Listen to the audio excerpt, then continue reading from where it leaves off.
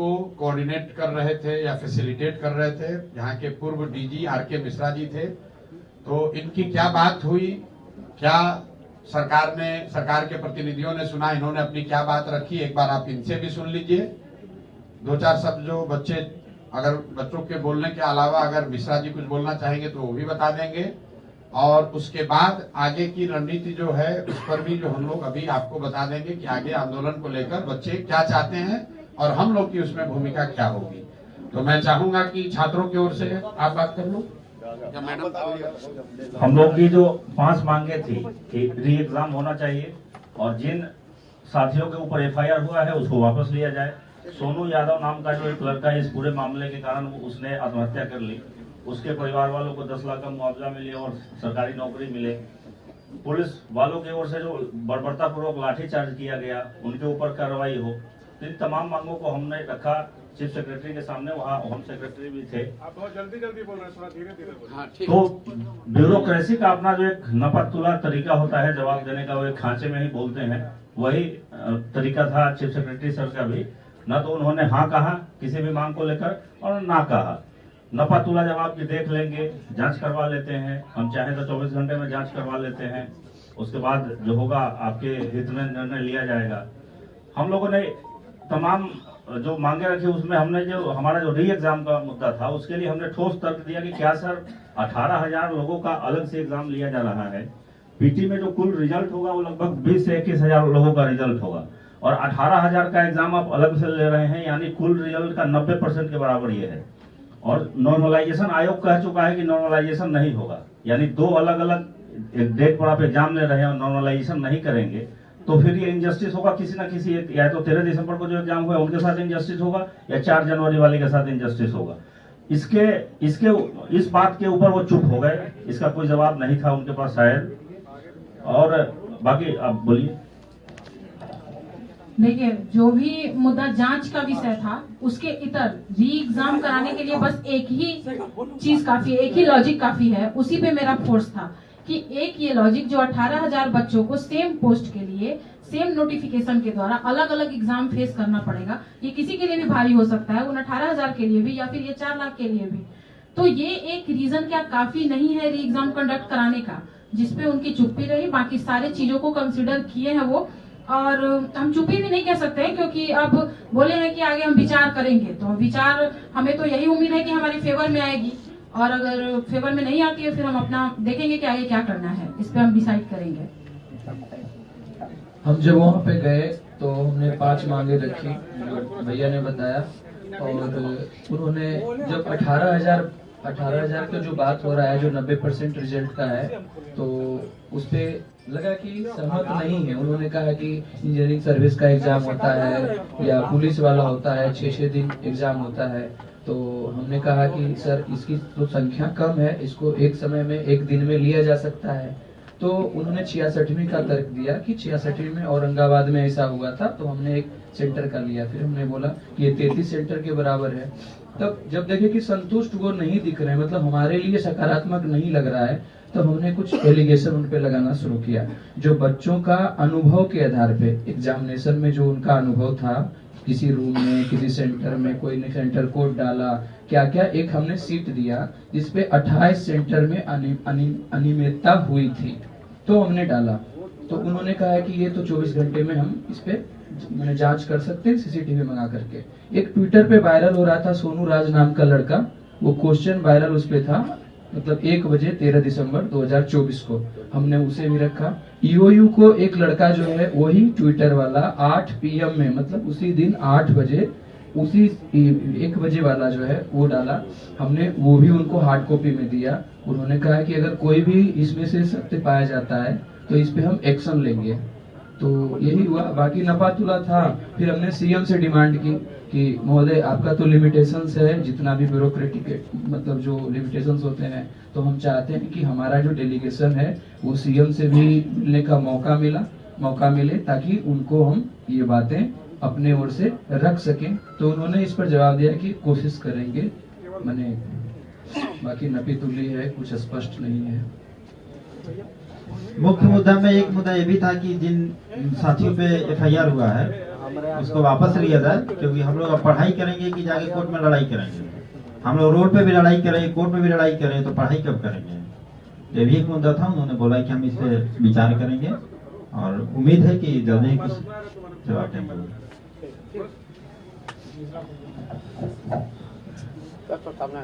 Delegation के साथ मुझे जाने का अवसर मिला।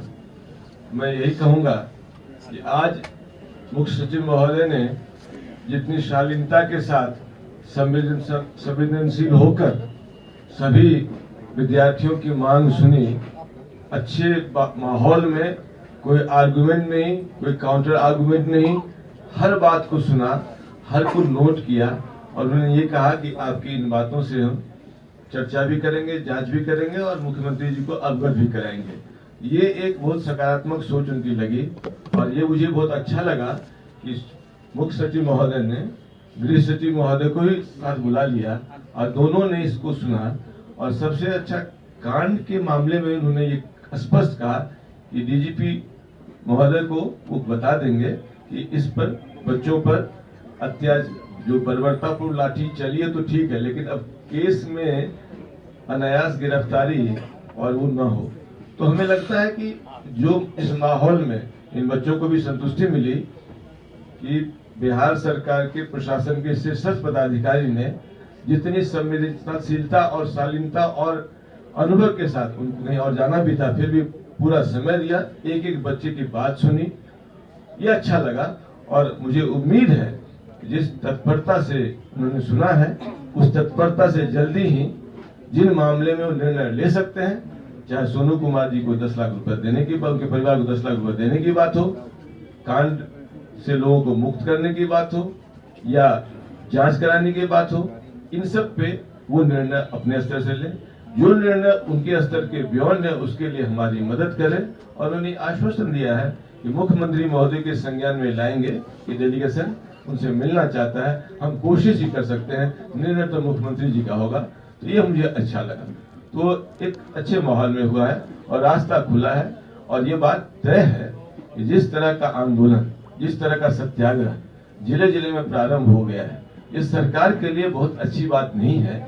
एक संवेदनशील और न्यायप्रिय मुख्यमंत्री जिनकी प्रजातांत्रिक मूल्यों में बहुत आस्था है, डेमोक्रेटिक राइट के हनन के खिलाफ वाले मुख्यमंत्री हैं, उनके कान तक ये बात जानी चाहिए कि जिस तरह का आंदोलन शुरू हुआ है, छात्रों का आंदोलन, और खुद मुख्यमंत्री जी छात्रों के आंदोलन की उपज हैं, वो जानते हैं यदि आंदोलन रूप पकड़ेगा तो रुकेगा नहीं, आक्रोश ज्यादा है। और मुख्य सचिव को मैंने कहा कि कम से कम ब्यूरोक्रेसी के नियम के विरुद्ध ये देख लीजिए कि ये सामाजिकता है और जो छात्र आंदोलन की बात है उसको देखते हुए मुख्यमंत्री जी को ये कहा जाए कि उनका इंटरफेरेंस बहुत ही आवश्यक है। ठीक है। जैसा कि आपको अभी साथियों ने ब्रीफ दिया है, ब्रीफ कर दिया है, छात्र उनसे मिले हैं, हम लोग उनका धन्यवाद कर रहे हैं कि उन्होंने शालीनता से समय निकाला, मिले। लेकिन जैसा कि छात्रों ने, साथियों ने बताया, उन्होंने कोई निर्णय नहीं दिया है, निर्णय नहीं किया है। संभव है कि उनके स्तर की बात ना हो, संभव है कि उनको और विचार विमर्श की जरूरत हो, संभव है कि उनको चीफ मिनिस्टर से क्लियरेंस की जरूरत हो। मामला चाहे जो भी हो, जहां है वहीं है। हम लोगों ने अपनी बात लोकतांत्रिक तरीके से उनके सामने रख दी है। अब ये उन पर है कि इस पर त्वरित कार्रवाई हो। अभी हम साथियों ने मिलने के बाद ये जो लोग लौट कर आए हैं तय किया है कि 48 घंटे का समय, 2 दिन का समय हम लोग को सरकार को देना चाहिए, लोकतांत्रिक मर्यादाओं को ध्यान में रखकर। क्योंकि चीफ मिनिस्टर आज शायद पटना में नहीं है, रात में लौटेंगे, तो हम लोग 48 घंटे तक चीफ मिनिस्टर के आने का और आज जो चर्चा हुई है उस पर अधिकारीगण मिलकर जो निर्णय लेना चाहते हैं, क्योंकि मुझे जो बताया गया है कि बैठक के दौरान भी उन्होंने कहा है कि ये सब जांच जो हम 24 घंटे में भी करा सकते हैं। तो उन्हीं बातों का, क्योंकि मैं तो वहां था नहीं, लेकिन उन सभी बातों का सार जो है मिलकर हम लोगों ने तय किया है कि अगर, और ऐसी मेरी समझ भी है कि अगर सरकार चाहे तो अगले 48 घंटे में इसका एक उपाय, आगे का रास्ता निकाला जा सकता है। छात्र पूरी तरीके से आंदोलन से अलग हटकर पढ़ना चाहते हैं, अपनी जिंदगी बनाना चाहते हैं, ये टकराव का रास्ता नहीं चाहते हैं, कोई भी टकराव का रास्ता नहीं चाहता है। छात्रों ने एक कदम बढ़ाया है तो अब सरकार पर है कि सरकार भी एक कदम बढ़ाए, मामले को खत्म करे। ये बिहार के बच्चे हैं, आप बिहार के अधिकारी हैं, आप मुख्यमंत्री हैं, लेकिन आपको इन्हीं बिहार के लोगों ने मुख्यमंत्री बनाया है। तो सहानुभूतिपूर्ण इन बच्चों के मांगों पर विचार करें और इनके पक्ष में निर्णय दें, ऐसी हम लोग की आशा और अपेक्षा है। और हम लोग 2 दिन तक इस बात को धैर्य के साथ उनके जवाब का, उनके निर्णय का इंतजार करेंगे। अगर मुख्यमंत्री मिलने के लिए बुलाएंगे तो सारे ये छात्रगण जो आज मुख्य सचिव से मिले हैं वो मुख्यमंत्री से मिलने भी जाएंगे, अपनी बात को फिर दोबारा रखेंगे।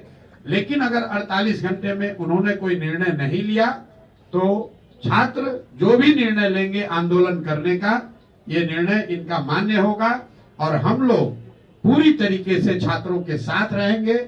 मेरा अपना व्यक्तिगत कमिटमेंट है, प्रशांत किशोर का कमिटमेंट है।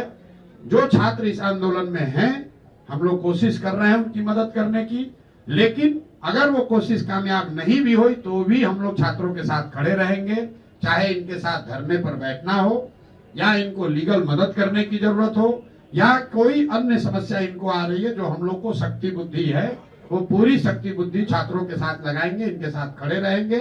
तो 1 तारीख तक सरकार के पास समय है। मैं फिर से उनसे आग्रह कर रहा हूं कि छात्रों के, बिहार के बच्चों के भविष्य को देखकर एक सकारात्मक निर्णय लीजिए और नए वर्ष की शुरुआत ऐसे कीजिए ताकि बच्चे भी जाकर अपने पढ़ाई पर ध्यान दे सकें और आप भी सरकार चलाने पर ध्यान दे सकें। वरना रोज धरना प्रदर्शन होगा, ना सरकार इसको रोक पाएगी ना हम लोग इसको रोक पाएंगे। तो ये सबके हक में है कि इस बात को सकारात्मक तरीके से विचार विमर्श करके खत्म किया जाए। अगर सब प्रयासों के बाद भी ये नहीं रुकता है तो 2 तारीख से आंदोलन का जो स्वरूप होगा, आंदोलन करने की जो बात है वो कहीं नीचे नहीं होने वाली है। हम लोग और ताकत से इसमें लगेंगे और 3 तारीख को कोर्ट भी जाएंगे।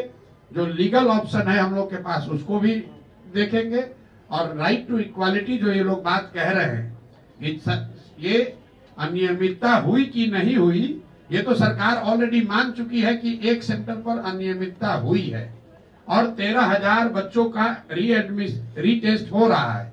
वो अपने आप राइट 18,000, वो तो अपने आप राइट टू इक्वालिटी को वायलेट कर रहा है।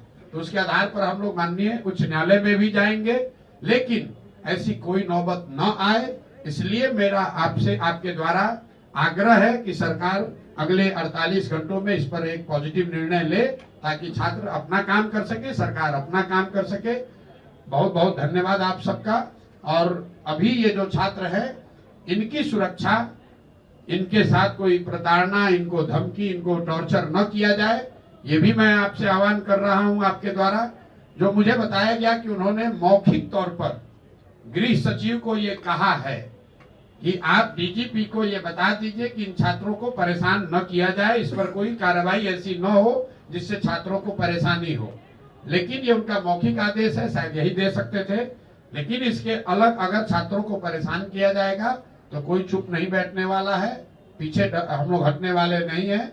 वो जो भी लीगल ऑप्शन है, रूल ऑफ लॉ है, उसके अनुरूप उस पर कार्रवाई की जाएगी। आप सब आए, आपने हम लोग की बात सुनी, हम लोग की बात को आप जनता तक पहुंचा रहे हैं, इसके लिए आप सबका बहुत बहुत धन्यवाद। धरना स्थल का क्या रहेगा? धरना स्थल पर बच्चे बैठे रहेंगे, कोई धरना प्रदर्शन का उग्र स्वरूप आपको नहीं दिखेगा। बच्चे अपनी पढ़ाई करना चाहते हैं तो बैठ के तय किया है कि धरना स्थल पर ही बच्चे बैठकर पढ़ाई करेंगे। और मीडिया के बंधुओं से और आपके द्वारा लोगों से भी मेरा आग्रह होगा कि धरना स्थल पर उसी को बैठने दिया जाए जो अभ्यर्थी है, जो अभ्यर्थी के साथ है। जो अलग अलग नेतागण जाकर वहां बैठ रहे हैं, तो जो इन बच्चों का एक मैं कहूं कि शक है या डर है कि भाई हम लोग जो अभ्यर्थी थे, जो वहां धरने पर बैठे थे, हम लोग की संख्या कम हो गई है और दूसरे लोगों की संख्या ज्यादा हो गई है, लेकिन फिर भी हम लोग वहां जाएंगे। ईमानदारी से ये बच्चे वहां बैठना चाहते हैं, ये बैठेंगे। ये 2 दिन की बात है, 2 दिन में हम लोग चाहते हैं सरकार निर्णय ले ले। सरकार निर्णय नहीं लेगी तो आगे की जो कार्रवाई होगी, कहाँ धरना होगा, कहाँ प्रदर्शन होगा, मार्च होगा, क्या होगा, इसकी घोषणा हम लोग 1 तारीख तक सरकार के निर्णय या निर्णय न लेने की स्थिति के बाद ही उस पर निर्णय हम लोग कोई डिसीजन लेंगे। शांति जिनकी तरफ आप इशारा कर रहे हैं वही लोग आपसे पूछ रहे हैं, कह रहे हैं कि पॉलिटिकल माइलेज तो वही लेना की कोशिश कर रहे हैं। भाई हम तो यहाँ बैठे हुए हैं, हम तो नहीं गए थे मिलने, बच्चे यहाँ खड़े हैं, ये बच्चे हैं जिन्होंने संघर्ष किया है। जो लोग कह रहे हैं, मैंने आपको सुबह में भी कहा, जिसको आरोप प्रत्यारोप हम पर लगाना है उससे कोई फर्क नहीं। हम राजनीति में हैं, आरोप प्रत्यारोप राजनीति का हिस्सा है, जिसको लगाना है लगाओ। उसके लिए हम कोई डरने वाले नहीं, ना पीछे हटने वाले हैं। हर विषय पे आरोप प्रत्यारोप हो सकता है। ये छात्रों के पढ़ाई का, उनके कैरियर का सवाल है। इस पर न मैं किसी दूसरे पर आरोप लगा रहा हूं, न किसी के आरोप का जवाब दे रहा हूं।